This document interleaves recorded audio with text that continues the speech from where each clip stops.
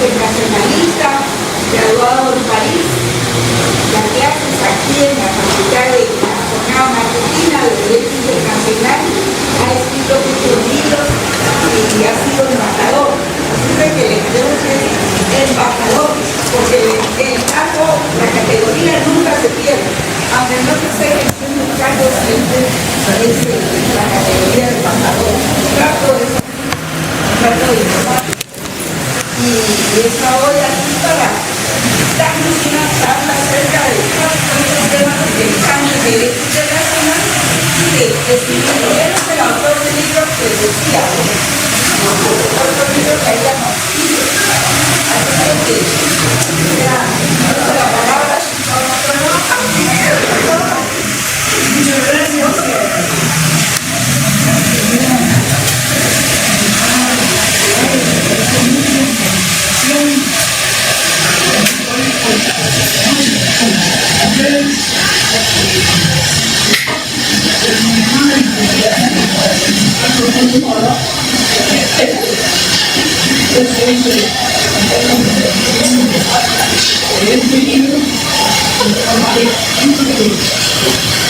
Vamos a ver.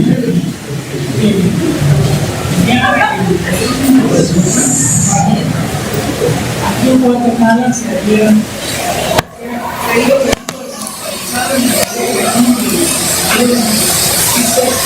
el país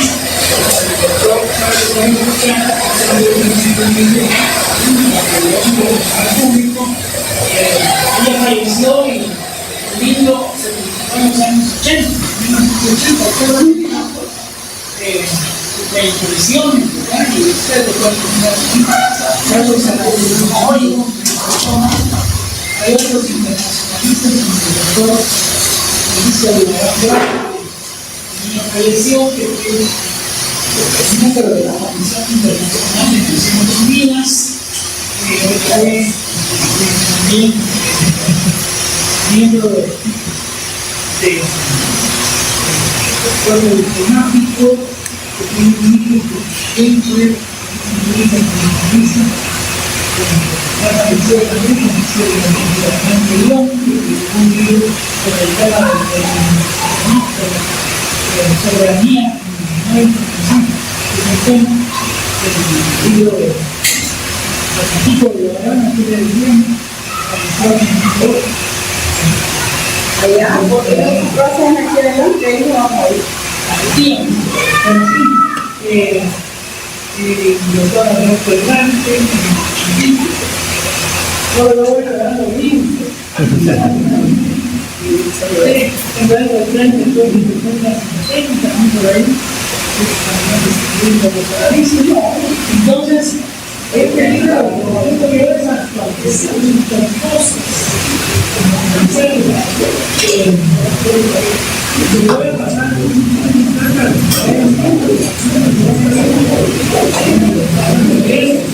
yo traje 12 libros y estos me quedan 3 porque los traje con instrucción de darlos al universo de la otra que son los que hay que utilizar.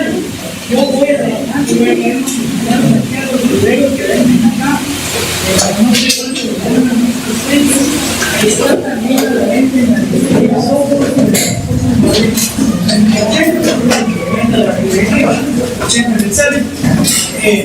si es que se quiere alguien escribirlo, aquí tenemos como había dicho la licenciada O'Reilly, yo doy ese curso desde hace,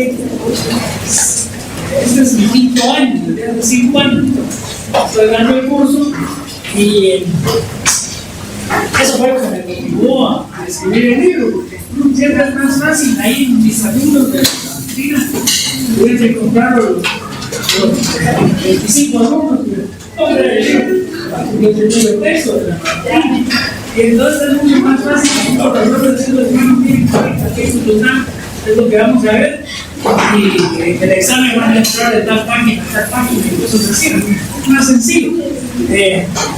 Y además que ustedes se ven obligados a leer, pues, directamente en un libro que nos aunque sea a veces un poquito más tedioso, pues es la mejor manera de estudiar, ¿no? Porque además ahí está todo de bibliografía, tiene 4 páginas. El libro, ahí están las citas de los pendientes, incluso del internet, cuando no puedo sacar del internet. O sea que ustedes pueden ir a todos los autores que yo menciono ahí en el libro para mejorar sus conocimientos si es que alguien desearía especializarse en Derecho Internacional, que yo lo recomendaría mucho. Ya en las clases, las 2 inteligencias anteriores que hablé, en Guatemala nunca tenía un juez en la Corte Internacional de Justicia, nunca tenía un juez en la Corte Interamericana de Derechos Humanos. Tuvimos a un miembro de la Comisión Internacionalista en la Comisión de Derecho Internacional de Naciones Unidas, el doctor Villarreal Serrano, pero es el único guatemalteco que ha ocupado el cargo de esa distinción, alta distinción en la esfera internacional. Así es que va siendo hora que haya nuevos especialistas en Derecho Internacional, además de que hay un gran campo de actividad en todo lo que concierne a los juicios, a los casos que se llevan a la Corte Interamericana de Derechos Humanos por asuntos justamente de relación a los derechos humanos. Entonces ahí tienen todo un campo en el que ustedes pueden destacar si alguien quisiera dedicar a esto del derecho internacional como especialidad.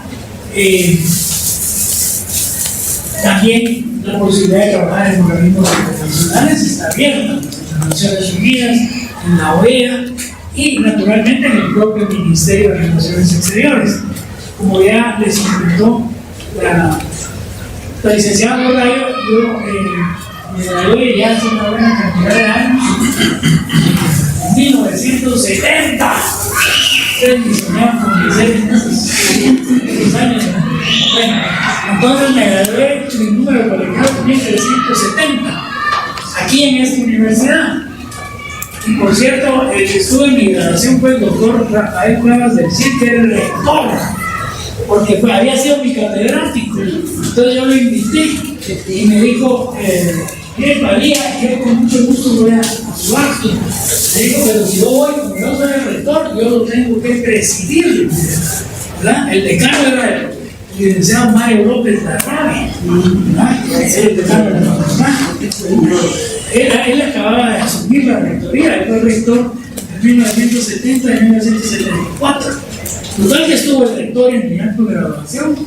Yo, por supuesto, estaba muy honrado porque fue colocó toda la cosa. Allá en el Salón General Mayor de la Facultad de Derecho, yo desde el Tusanco, en la novena avenida, ahí es donde yo estudié. Y después fui a hacer un doctorado a París, a la Universidad de París, en estos temas de derecho internacional. En el año 71 y regresé en el 74.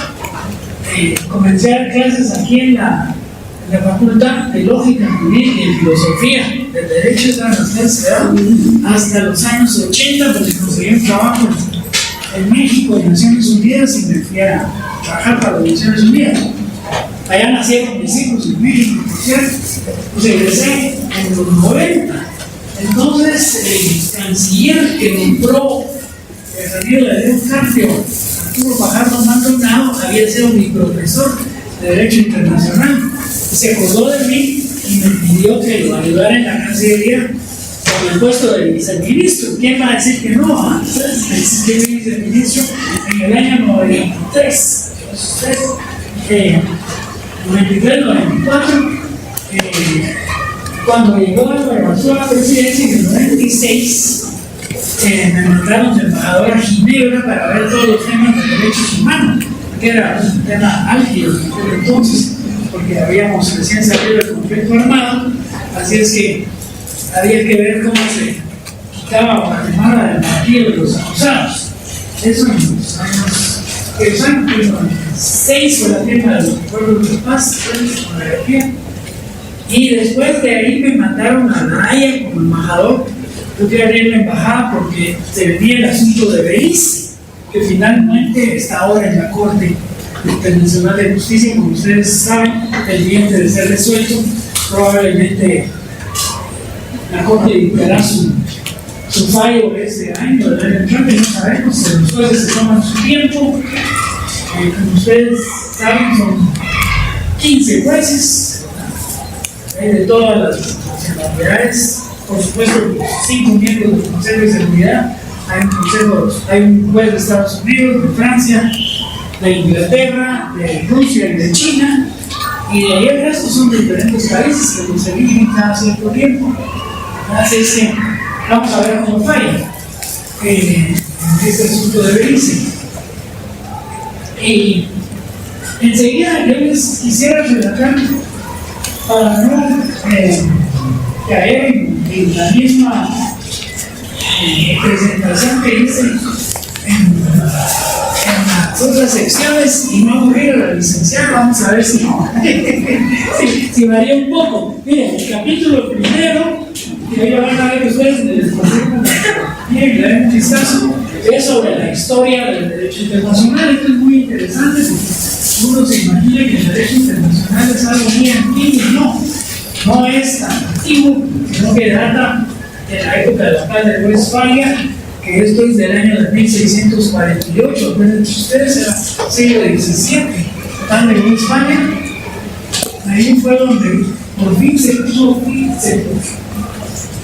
fin, ¿no?, a la guerra de los 30 años entre Austria y Francia principalmente, porque era una guerra por asuntos de religión y que venían desde el siglo anterior, una guerra que en realidad duró 130 años. Que al final se resolvió con un tratado que es el primer tratado de la historia, ¿verdad?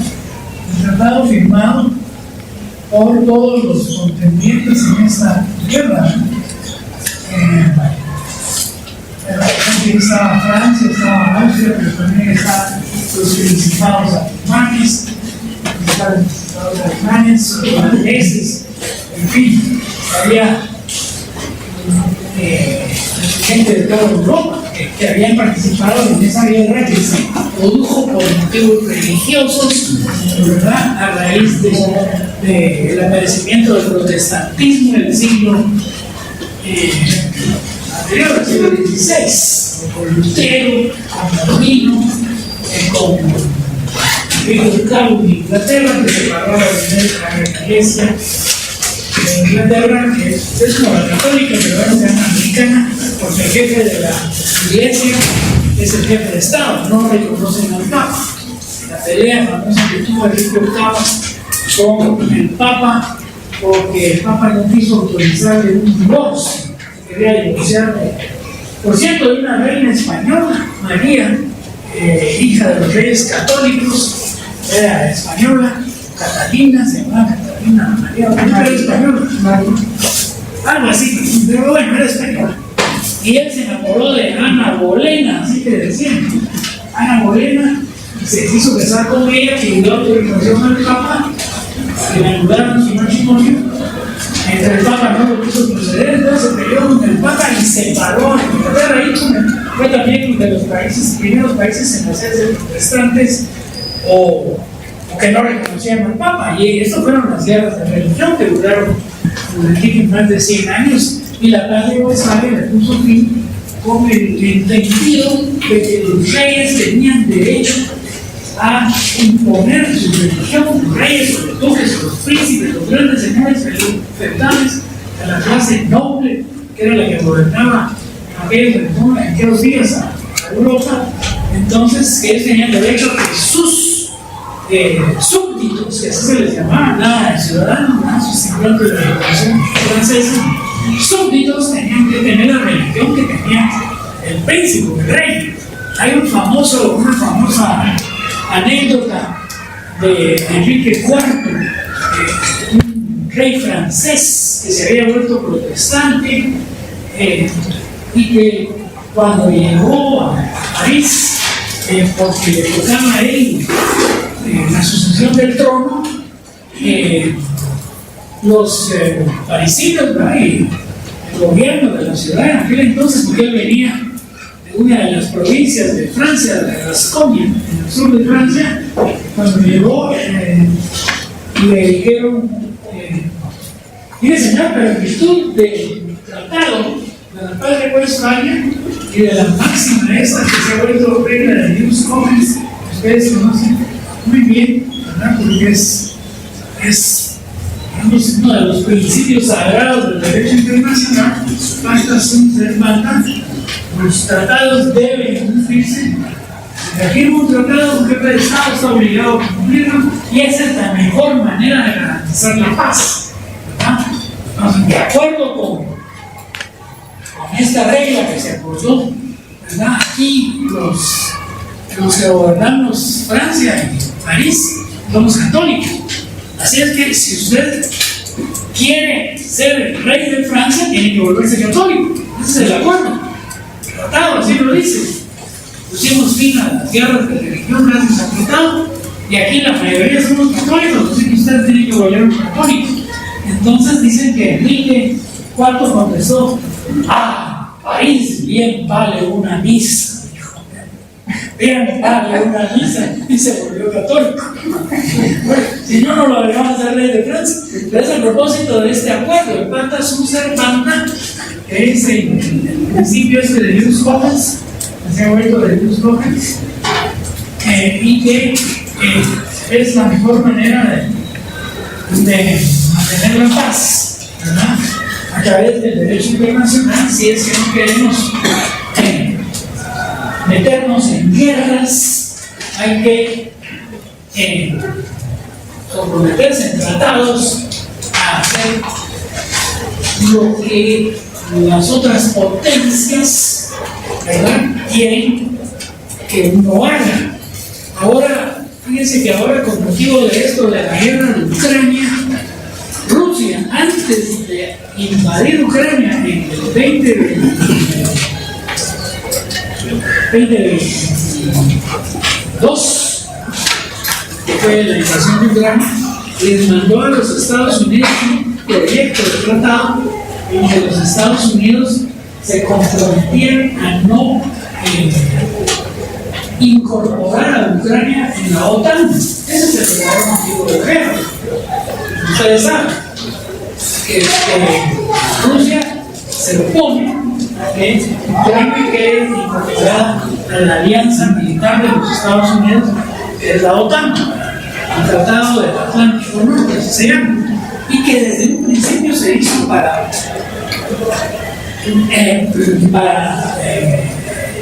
oponerse a Rusia, que la consideraban enemiga desde la época de la Guerra Fría, solo que en aquel entonces la Rusia se llamaba la Unión de Repúblicas Socialistas Soviéticas, la URSS. Entonces, había dos grandes alianzas militares. Una era la OTAN, el Tratado del Atlántico Norte, para defenderse de la Unión Soviética, de la URSS, y el otro tratado era el Pacto de Varsovia, la alianza militar del bloque comunista, ¿verdad?, que estaban enfrentados, y que no estalló una guerra caliente para suerte de la humanidad, porque hubiera sido nuclear, con bombas atómicas, con armas atómicas, y eso nos hubiera desaparecido a todos de este planeta. Ustedes era la destrucción mutuamente asegurada, como se le debe llamar, ¿no? Es MAD en inglés, que quiere decir Mutual Assured Destruction, o sea, destrucción mutuamente asegurada, nadie quiere suicidarse. Entonces, se aceptó que las armas, o se acepta hoy en día que las armas nucleares tuvieron llamémosle esa consecuencia positiva, que fue la disuasión. La palabra es, el concepto ese, disuasión, tiene el sentido de disuadir a un enemigo, ¿eh? Disuasión. Deter, se dice en inglés. Deter o deterrence. Disuasión quiere decir que tengo miedo, porque si yo te ataco, tú me atacas, es la debate. Dos, nos vamos a destruir mutuamente. Y eso no lo queremos. Tú me tiras una bomba a Nueva York, yo te tiro otra a Moscú. Destruimos Moscú, destruimos Nueva York, nos matamos los dos, qué gracia. Bueno, eso mantuvo la paz durante todo el tiempo que duró la Guerra Fría, hasta 1989, 1991, que cayó el muro de Berlín. Todo eso están viviendo ustedes. Hoy están viviendo ustedes la historia del derecho internacional y cómo se ha manejado todo eso en tratados. Es importante tenerlo presente, porque por ejemplo, en la época de la Guerra Fría se tomaron estos tratados famosos, los SALT y la IMF. Este SALT es Strategic Arms Limitation Talks en inglés, como que si fuera SALT, ¿no? Así se dice SALT, pero eso quiere decir conversaciones para limitar el armamento estratégico. ¿Y cuál es el armamento estratégico? Son esos misiles que van de continente a continente, de largo alcance. Los misiles que en inglés se llaman ICBM, que es Intercontinental Ballistic Missile. Intercontinental, dice Ballistic Missile. Misil balístico intercontinental, o sea, los gringos lo disparan desde el territorio americano y los rusos lo disparan desde el territorio ruso y el mundo. Pero no solo es así, no solo es territorio, puede ser que esos son los más peligrosos, puede ser también, puede ser de largo alcance, ¿verdad? SBM, es todavía más peligroso, porque eso quiere decir Submarine Launch Ballistic Missile, SLBM, Submarine Launch Ballistic Missile, o sea, misiles balísticos tirados por submarinos, lanzados por submarinos. Entonces el submarino anda por todos lados, por todos lados. Entonces uno no sabe, porque con los satélites y todo eso ya más o menos saben en dónde están las armas atómicas de cada país, como para atacarlo. Pero con un submarino, anda por todos lados los submarinos, todos los detectan. No es tan fácil, bueno, pero hubo grandes tratados para limitar este momento. Y después este tratado de AINF es el Intermediate Nuclear Forces. Fuerzas nucleares intermedias. Son los misiles de alcance intermedio o corto. O sea, los misiles balísticos intercontinentales, estos ICBM, van de un continente al otro, por lo tanto, los lanzan y el blanco está a 10.000 kilómetros de distancia. Imagínense eso, 10.000 kilómetros de distancia. En cambio, los de estos de alcance corto son de 0 a 500 kilómetros y de 500 kilómetros hasta 5.000 kilómetros. O sea que un misil lanzado por Teherán, supónganse, para Israel, necesitaría 2.000 kilómetros. Ojalá que no vaya a pasar, no, pero eso están exponiendo todo el mundo. O un misil lanzado por Rusia contra, fíjense bien, si quisieran los rusos con un solo misil, con una bombita del tamaño de la que los gringos derribaron a los japoneses en 1945, ¿verdad? Para terminar la guerra, la Segunda Guerra Mundial, y obligar al Japón a rendirse, ¿verdad? Porque fue la bomba en Hiroshima y después otra en Nagasaki. Mataron de un solo bombazo a 200.000 japoneses y los japoneses se rindieron. Sí, no podemos pelear contra la bomba nuclear y no se puede. Pero les digo esto porque con un solo misil, con una sola bomba parecida a la de Hiroshima, que Rusia le hubiera tirado ya a quiebra, al capitán de América, Zelensky no estaría contando el cuento. Pero claro, no lo pueden hacer porque los ucranianos es la diferencia entre los rusos y los ucranianos es como la diferencia entre los cachiqueles y los quichesos. Es la misma gente.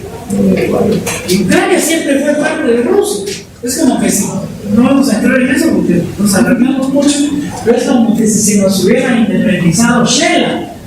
Porque ella se independizó en una ocasión, quiso independizarse y mandamos tropas en tiempos de 1800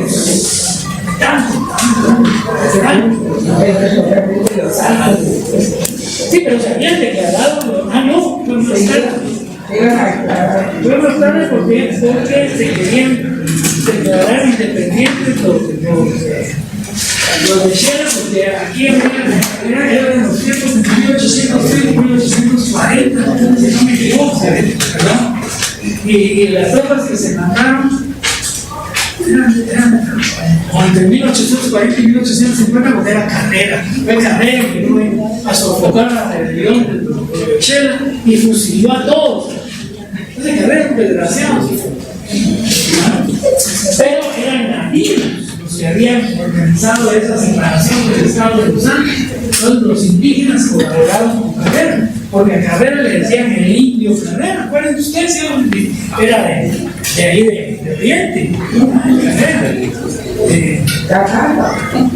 Sí, dicen que no era bueno, pero lo utilizaron los conservadores para pelear contra los liberales, contra Mariano Gálvez, contra los. Bueno, pero miren, entonces, a propósito de esto, ¿no? Es decir, Rusia mandó la propuesta porque decía, si usted, bueno, pero sale también por el asunto importante que es que al deshacerse el pacto de Varsovia se debió haber deshecho la OTAN también, la NATO, como dicen en inglés, ¿verdad? Y no se deshizo. Entonces los rusos se pusieron como los 11.000 demonios, ¿no? Deshicimos el pacto de Varsovia, tiramos el muro de Berlín, nos declaramos vencidos porque nos volvimos capitalistas, porque el comunismo no funcionó, ¿verdad? Yo fui embajador en Rusia, es que les puedo decir que no se parece mucho a Guatemala, no sin sentido de que ustedes van ahí en los centros comerciales de super lujo, ¿verdad? Y la oligarquía rusa que se hizo más rica que la de Guatemala, imagínense, ¿verdad? El tamaño de ese país, ¿no? Andan con los grandes carros y todo, ¿verdad? O sea que los comunistas no tienen absolutamente nada, ni de izquierda, ni de. El Putin es un súper conservador, ¿verdad? Desde ese punto de vista político, ¿no? Entonces se volvieron capitalistas, ¿no? Confesaron que el comunismo había fracasado, ¿verdad? Le cayeron encima todas las propiedades, algo muy parecido a lo que ha ocurrido aquí siempre. Todo lo que se pudieron apropiar del Estado, le cayeron encima. Pero Putin puso orden, porque la gran diferencia entre Guatemala y Rusia desde ese punto de vista es que aquí en Guatemala manda el cacique, el poder económico, ¿no? Por eso don Bernardo no se atreve a tocar a la señora, ya sabe, está en Londres, porque no tiene menos cacique. La gran parte de constitucionalidad, ¿no? El cacique que está declarado. Dicen que el otro día hicieron unos desayunos, entonces, pero eso es aquí manda el cacique, el poder económico. En Rusia, el primer oligarca que se había apoderado de bienes del Estado y que se había hecho rico con la plata que se había robado de una petrolera, de petróleo, de lujos, un tal señor de apellido Khodorkovsky, yo estaba en embajador en Moscú en ese entonces, del año 2003. Primero creo que hizo, voy a ser candidato a la presidencia. Y eso sabía que hubiera mandado el cacique allá. Putin a la bajada de un avión lo agarró, lo metió en el bote y lo condenó creo que a 10 o no sé cuántos años por evasión de impuestos, ¿verdad? Robo al fisco y se acabó el problema. En Rusia manda Putin, manda el Estado, no mandan los ricos. Entonces, cuando él quiere, aquí hay una guerra, bueno, juntemos plata y todo el resto. Atacamos a Ucrania pero no fue realmente por ser enemigos de los ucranianos, no ya les hubieran tirado un vaso de esos como los gringos le tiraron a los japoneses, que además si lo hicieron porque los japoneses eran completamente otra gente, otra cultura, otra civilización. Los japoneses son muy distintos de los americanos y los habían atacado en Pearl Harbor, acuérdense, y estaban combatiendo para tomar Tokio, habían bombardeado Tokio. Les hubiera costado mucho desde el punto de vidas humanas apoderarse del Japón con tropas convencionales. Por eso tiraron la bomba atómica y a ellos se les importaban los japoneses, no sabían cómo eran, nada, no conocían la cultura japonesa los americanos. En cambio, los rusos sí que conocen a los ucranianos, porque ya les digo, es como que si tuviéramos una guerra que saltenamos. No vamos a hacer una cosa así, no se puede. Pero entonces lo que él quiso fue en el año 2022 que se firmara un tratado para evitar que se incorporara la OTAN en Ucrania, y los gringos lo quisieran. Entonces lo que tenemos ahora es una guerra entre Estados Unidos y Rusia por interpósito de Ucrania. Los pobres ucranianos son carne de cañón ahí. Mientras no se vayan a las armas nucleares, esperemos que no vaya a pasar eso, ¿no? Pero podría pasar. Entonces, es que hay que rezarle a Dios para que eso no ocurra.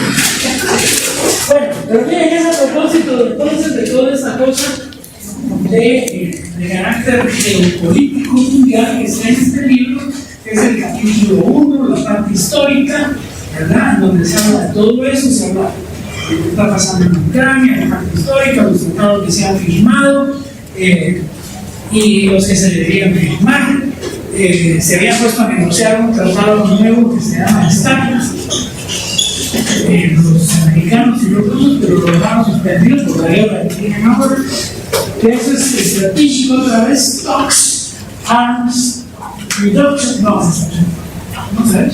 Arms Reduction Talks, conversaciones para reducir las armas, pero son las armas estratégicas. La S es estratégica, y estratégico es, según los militares, lo que va a destruir al enemigo de un solo. Entonces, yo te lanzo un ICBM, un misil de largo alcance que voy a destruir, por eso es estratégico. Voy a derrotar una vez a mi enemigo. La verdad es que eso no va a pasar, porque unos y otros son igualmente poderosos. Entonces los americanos ya deberían quitarse de la cabeza la idea que ellos van a ser los hegemones del mundo y que van a controlar el mundo entero, que eso no se puede, de acuerdo con la teoría del equilibrio de poderes y las cosas que están ahí mencionadas en el libro. Pero bueno, dejemos esto por de pronto, porque tenemos tiempo hasta las 8, ¿sí? Más o menos. Ahí sale disparado con el salario de empoderamiento. Entonces miren, porque hay otras cosas que son novedosas. Fíjense que, por ejemplo, aquí está el Derecho Internacional del Medio Ambiente, Derecho Internacional de la cuestión o los procesos migratorios. Todo lo que está ahora a la orden del día, pues, porque uno de nuestros grandes problemas es la cuestión migratoria. Por eso, dentro de las políticas de Estado, y por eso escribimos en las políticas de Estado que se puso la política migratoria, el programa nuevo, ¿verdad, licenciado? Eso no lo podemos cambiar. Tenemos que proteger en la medida que podamos, ayudar, proteger, hacer lo posible para que los guatemaltecos que ya están en Estados Unidos se queden allá. Primero. Y segundo, si se quedan allá, ayudarlos en la medida de lo posible para que legalicen su situación migratoria, para que no se expongan, que de repente los agarren y digan al control. un salvaje como Trump, y lo usted no tiene sus papeles, va, de regreso. Y a lo mejor ella está casado con una americana o con una persona que tiene sus papeles en orden y tuvieron hijos y tiene familia y tiene trabajo, porque toda la gente que se ve en Estados Unidos va a trabajar honrada y honorablemente en todos aquellos empleos que los gringos no quieren. Los gringos de raza blanca, pues los guasos, los que dominan Estados Unidos, white anglo-saxon and protestant, blanco, anglosajón y protestante, de origen británico, inglés, ¿verdad? Toda esa gente, ¿ustedes creen que se van a poner a servir a las personas en los restaurantes, a limpiar las casas del servicio doméstico por hora, que van a trabajar en la construcción, por ejemplo, construyendo edificios, que van a hacer choferes de taxi, que van a trabajar en los mil y un oficios que un gringo blanco, anglosajón, protestante desprecia? Eso no es trabajo para mí. Entonces no le están quitando empleo a nadie, como dice el desgraciado de Trump. A nadie le están quitando empleo. Hay trabajo en los Estados Unidos, por eso la gente se va para allá. Y no sé si ustedes saben cuánto están mandando de dinero a Guatemala los trabajadores. ¿Alguien sabe cuánta plata están mandando? ¿Cuánto van a mandar este año? 20,000 millones de dólares. 20,000 millones de dólares. Fíjense ustedes que eso es el 20 o 22, 23% del Producto Interno de Guatemala, de todo lo que aquí se produce, 20% más o menos. ¿Saben ustedes cuál es la suma total de las exportaciones de Guatemala? Entonces ahí metamos a la tequila, que son como 1,000 millones de dólares, metamos al café, al azúcar, a las aceites de palma africana, todo lo que ustedes quieran, flores, hortalizas, los agroexportadores no tradicionales. El total de las exportaciones, ¿saben ustedes? Si tuviéramos tiempo, le dirían chequeen en el público, van a ver que ahí sale, ahí lo pueden chequear. Entonces, en los telefonitos andan con sus computadoras artificiales, pequeñitas ahora, ahí. Son es del orden de los 14,000 millones al año. 14,000 millones, ahí lo pueden chequear. O ponga ahí suma total de las exportaciones de Guatemala y no pueden actualizar. 14,000 millones, o sea que están mandando más plata los trabajadores de allá que lo que nosotros exportamos en su conjunto a los Estados Unidos. Bueno, mucho más lo que ellos nos mandan de regreso, y por supuesto, gracias a eso no tenemos crisis económica. No saben en qué crisis estaríamos aquí en Argentina, ¿no? Claro, todo eso se debe a que allá los salarios son completamente distintos. Cuando yo estuve una vez en Nueva York en los años 80 y me fui a hospedar en la casa de un gringo rico en el East Side de Nueva York, lado este de Nueva York, no el lado West Side, es la película que entonces la vimos la veo de nuestros tiempos, que se llama West Side Story. Es la historia de esta vida, hermanas que se peleaban en Nueva York, pero en el West Side se quedaban pobres. Del lado pobre, entonces eran partidos latinos, eran latinos. Ahora, latinos solo si eran los latinos, es una historia bastante bonita. El East Side no es el lado rico de ahí. Un portero le abre una puerta para entrar a los edificios y todas las cosas. Entonces, el gringo este amigo mío, cuando yo estaba hospedado, me dijo: mira, fíjate que aquí hay un muchacho que me viene a pasear, chucho, perro, todos los días.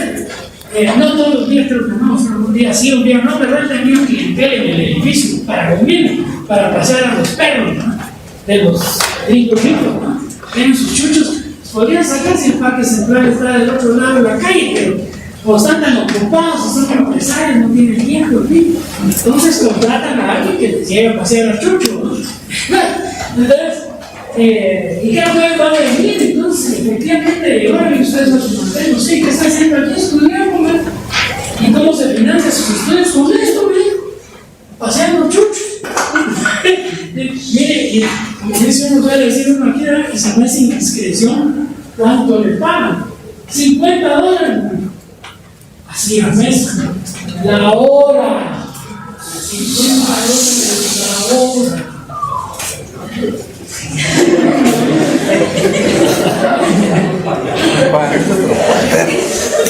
¿Y cuánto creen ustedes que gana una trabajadora de servicios domésticos que lleva un edificio y hace 4, 5, 6 apartamentos a la semana? Pues se lleva ganando.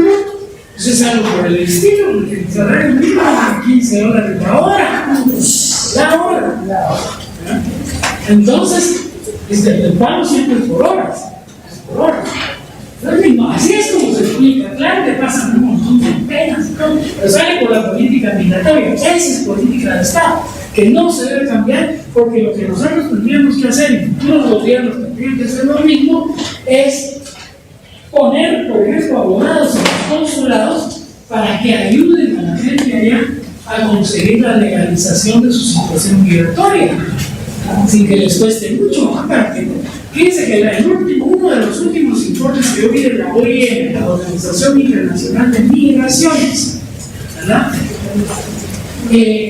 Ahí dice que es de 2016. 2016 es ese informe.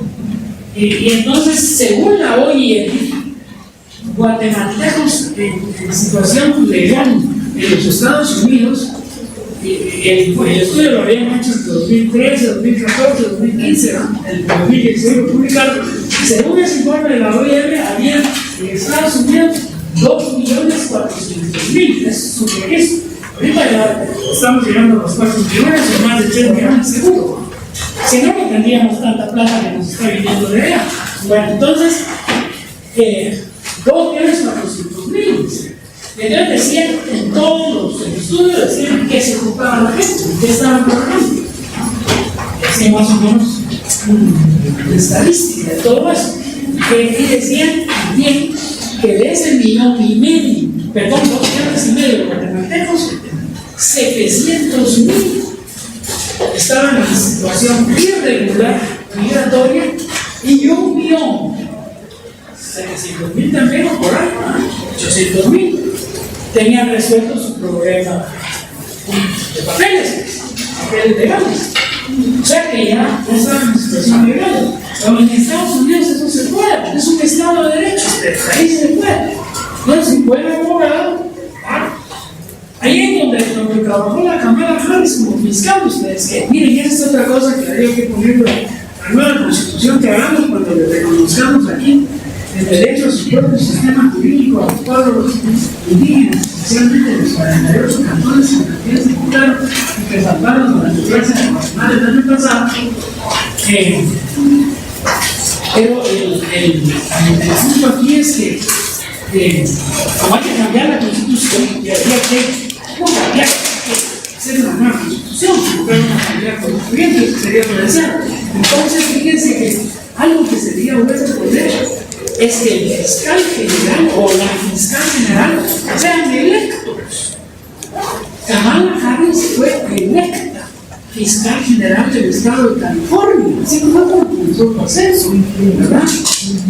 Después fue electa para el Senado y ahora va a ser la presidenta de Estados Unidos. Ella va a ganar y Trump va a ganar fraude, ya van a ver. Así como estos idiotas de aquí están alegando que el partido Semilla les hizo fraude. No va a ser el partido Semilla el gobernador Arevalo. No quiere hacer nada.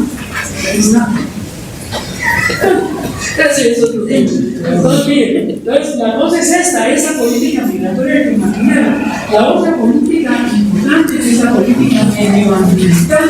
Solo rápidamente les cuento una cosa que es interesantísima. Porque fíjense ustedes que cuando estaban los franceses haciendo, ahora está en el libro, o sea que se mismo les compraron. Hasta los franceses estaban haciendo pruebas nucleares. Y los franceses construyeron su propia bomba atómica, pero hay que probarla, a ver si funciona. Estamos hablando de los años 60, 70 del siglo pasado, que hacían explotar la bomba. Entonces, si Francia toda está superpoblada, es un país relativamente pequeño, pero como tienen territorios de ultramar, lo que fueron sus colonias, ¿verdad? En el Pacífico Sur, ahí están las islas de Tahití, eran unos atolones, el atolón de Turuloa, se llama. Entonces, allá se han explotado la bomba, están contaminando el océano, contaminando los peces.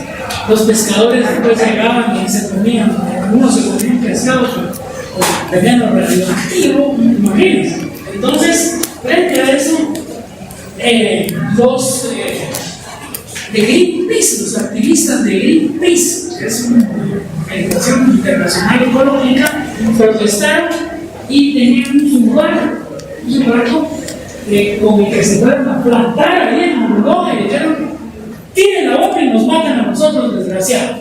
No pueden hacer eso. ¿Ah?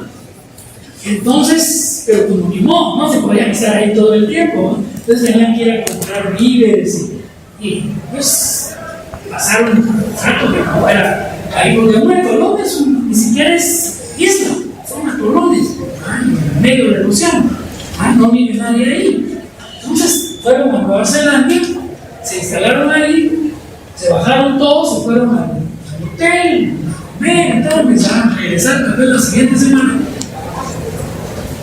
Cuando los franceses mandaron unos agentes secretos, unos espías, aparte del sistema de seguridad espionaje francés, a ponerle una bomba al barco para que el barco no siguiera colocándose, ¿verdad?, para evitar las explosiones de prueba nuclear.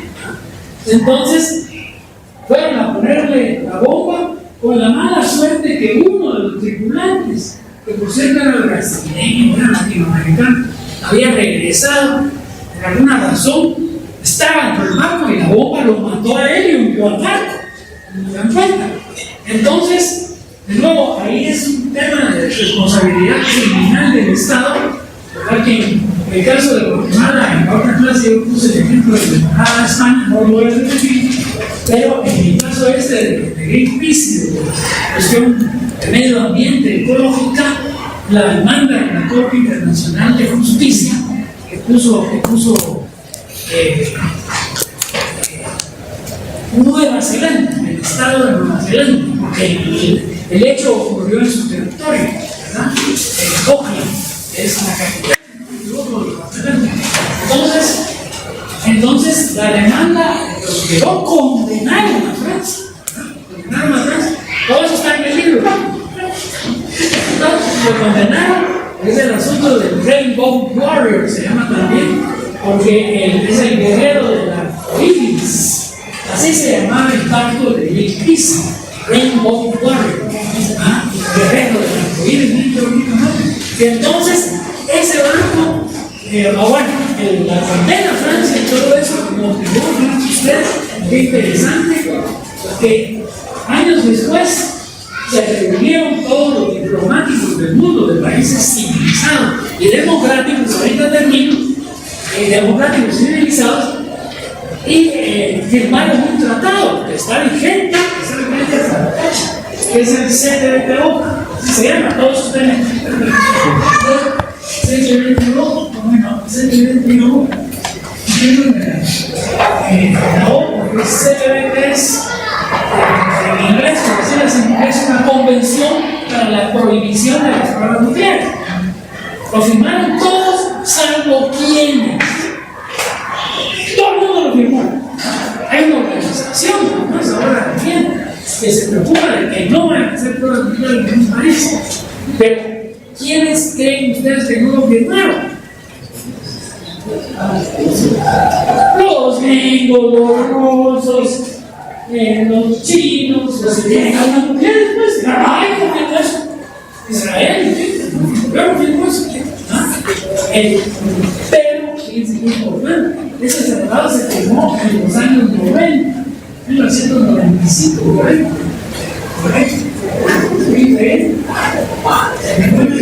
Desde entonces no se ha vuelto a hacer una sola prueba. Ningún país, ni Estados Unidos, ni Rusia, ni nada. Salvo el loco ese de Corea del Norte, él sí hizo una luz, pero ya no la volvió a hacer porque le cayó tal criticismo encima que ahí no la pudieron organizar, porque están envenenando el ambiente, contaminando la actividad y todo. Entonces, ¿pero qué es la importancia de esto desde el punto de vista del derecho internacional? Que en derecho internacional la costumbre es fuente de derecho. Entonces, esto que se acostumbró ya es derecho internacional. Ya los Estados Unidos no se puede dar el lujo, ni China ni Rusia, de hacer explotar una bomba solo porque estamos probando. Las probaban en el mar, las probaban en el desierto, las probaban en el espacio aéreo. Entonces, eso ya no se hace gracias al derecho internacional. Entonces, hay que hacer el derecho internacional, sí, sí. Pero bueno, aquí terminamos. Muchísimas gracias.